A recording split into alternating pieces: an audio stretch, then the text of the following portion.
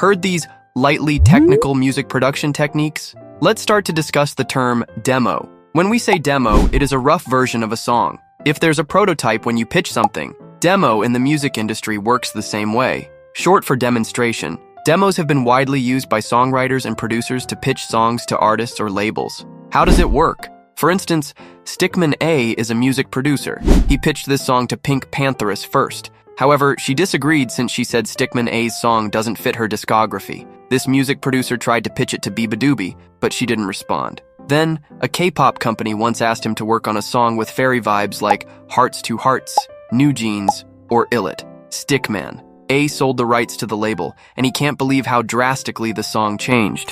In the music industry, this thing is typically normal. It's either they will keep the instrumental and sing the created lyrics. They can also change a bit in the instrumental and reform the lyrics. Demos are meant to sketch out ideas before investing time in full production.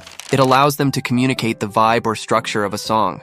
If there is a demo, then there is sampling. Sampling is a term they use for a snippet of an existing recording in a new composition. For example, if you copied the roof of the miniature that your friends work on, then it's sampling. Copying a segment of someone's work is considered illegal since it's a form of plagiarism. But if you asked permission to use that specific part, then it's legal. Would your friend be happy if you didn't tell him you copied his roof style? Probably no, but it could be yes. Yet, in some cases, sampling is legal even without the owner's permission under the fair use. Sorry if I can't share it further since this is highly subjective. For example, this hit from Doechii was heavily sampled from Gochi's one-hit wonder, Somebody That I Used to Know. If you are curious why there is no feud between their labels, they are more likely to undergo a complex process called clearance. Sampling doesn't only exist in popular songs, it also occurs in beats. Famous K-pop songs like Pink Venom, Say My Name, and Hip have sampled beats in a cloud-based platform for music creation. The beats on the platform are royalty-free, but it still depends on whether you will use them commercially. Sampling also occurs when someone's voice is used. Have you heard this infamous voice from Kendrick's song, Luther, featuring SZA? To wrap it up, always remember that sampling occurs whether on songs, beats, or someone's voice too. You just need to have their permission to avoid any unwanted consequences. Next on our list is resampling. From the word itself, resampling means re-recording or reprocessing the sampled sound. If you have leftover pastries and want to make bread pudding, resampling works the same way. You're taking something old and transforming it into something new.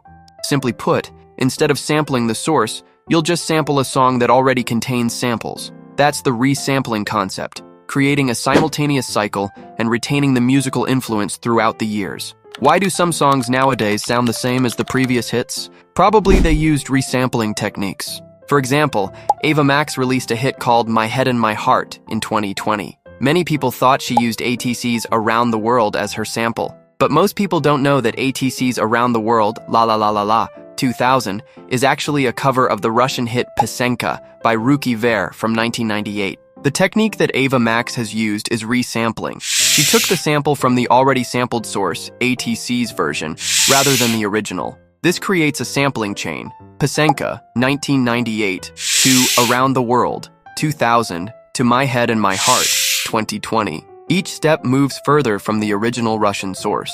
Do you have any specific examples of resampling that you'd like to share or discuss? I'd love to hear it in the comments below. Now it's time to go further with interpolation. Compared to sampling, interpolation means re-recording or re-performing a melody or lyric from another song. Sampling is for snippets, while interpolation is for melody. Just remember that key term to differentiate between the two. If both of you sang La La La, it's not interpolation, unless you sing the same melody. For example, Moo by Doja Cat obviously copied the lyrics of Milkshake's chorus. Physical and Kiss Me More's introduction also sound so evident, but in some cases, it's hard to assume if they interpolated it. If the song has the same feeling, it can also fall under interpolation. The best way to describe it is when the songwriters behind Cruel Summer are forcefully credited in Olivia's pop hit Deja Vu. Her single Good For You also has the exact melody as Paramore's Misery Business. Ava Max is very good with this stuff too. Contrary to popular belief, she didn't sample Barbie Girl by Aqua for Not Your Barbie Girl, or Whenever Wherever by Shakira for Whatever. She actually interpolated it, unless you're going to argue about My Head and My Heart. It's sampled on Pesenka by Ruki Ver. Those songs that I have mentioned before didn't get a segment of recording to create a hit, yet we can't deny that they have the same melody. You need to give them songwriting credit since you get inspiration. The only drawback is that it will lead you to give up thousands or even millions in royalties. Compared to sampling, this technique doesn't require you to spend money on licensing just to get it. But even if it's not interpolation, as you are only inspired to create it due to the song, things might get messed up. For example, Miley Cyrus is facing a copyright lawsuit after Tempo Investment argued that Flowers has numerous melodic, harmonic, and lyrical elements to Bruno's 2013 hit, When I Was Your Man. Take note that Tempo Music is not affiliated with Bruno Mars. They have the right to sue Miley as Tempo bought Philip Lawrence's music catalog. We all know that Flowers was just a response to When I Was Your Man. Yet, we haven't heard any similar melody or instrumental.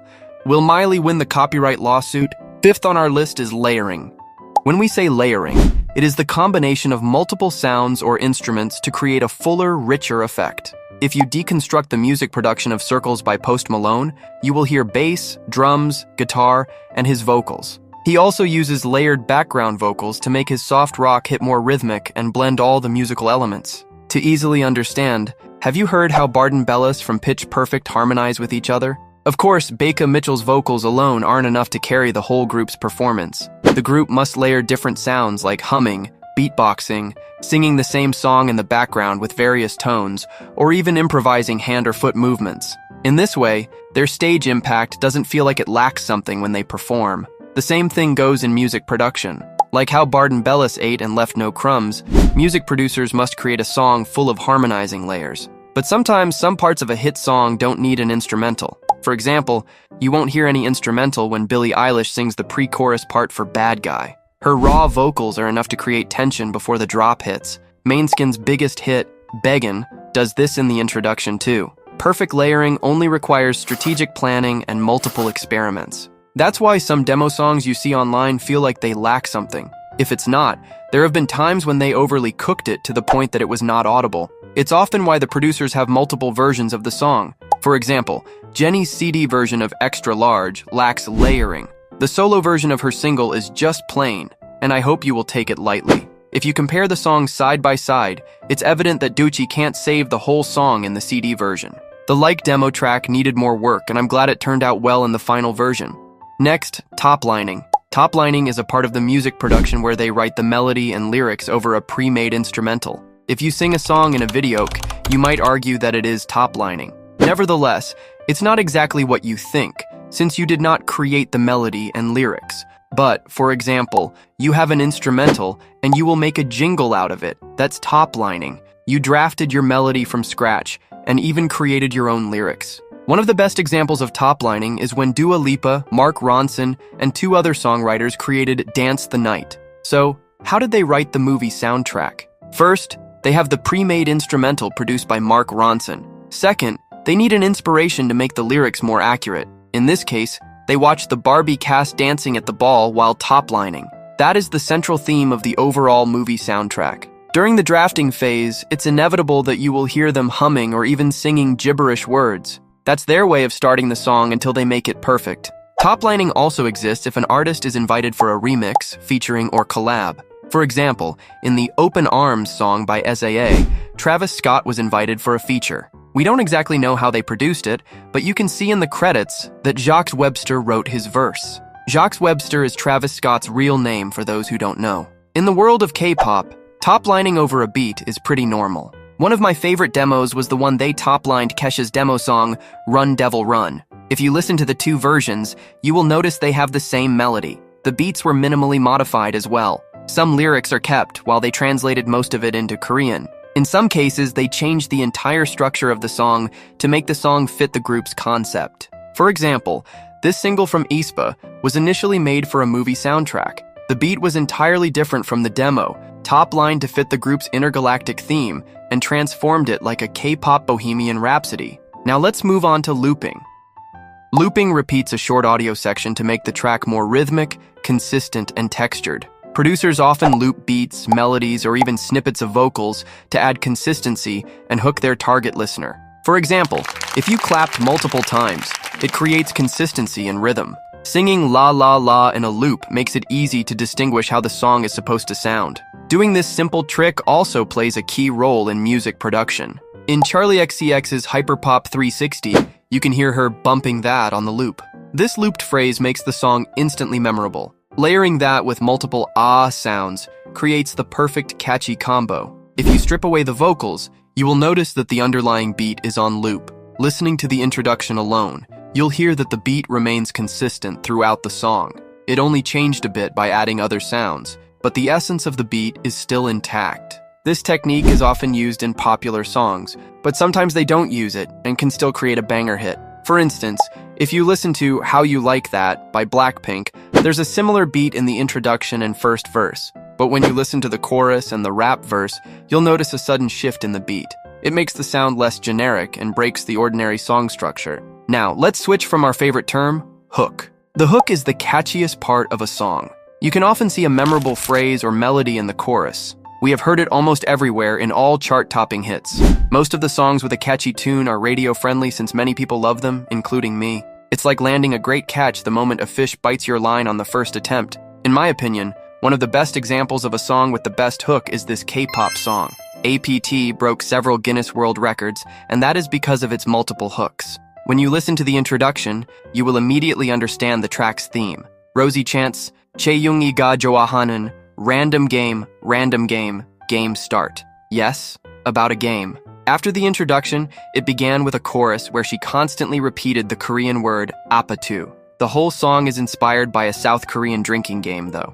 It is catchy enough. Ask this kid how he likes the song. Aside from its repetitive word, the instrumental was inspired by the 1982 tune Mickey by Tony Basil. That's why they are on the songwriting credits. The beat also resembles similar hits like Shake It Off by Taylor Swift, Girlfriend by Avril Lavigne, and That's My Name by the Ting Tings. In the first verse, you will notice that Rosie doesn't seem like she is singing. She's like talking to you, making it relatable to her audience. But in the pre-chorus part, everything becomes fully leaned into its hook-driven magic. That section has been trending all over social media and helped turn the track into a phenomenal hit. Admit it or not, we have heard the pre-chorus melody in most of our favorite songs like Night Changes, Judas, and So Am I. In short, the chorus and beat alone already have that catch element. Adding Bruno Mars to the song helps boost the song's chart ranking. Just don't forget to credit the BLACKPINK member who uses her Korean roots to produce this track. Of course, that song isn't the only one that is catchy.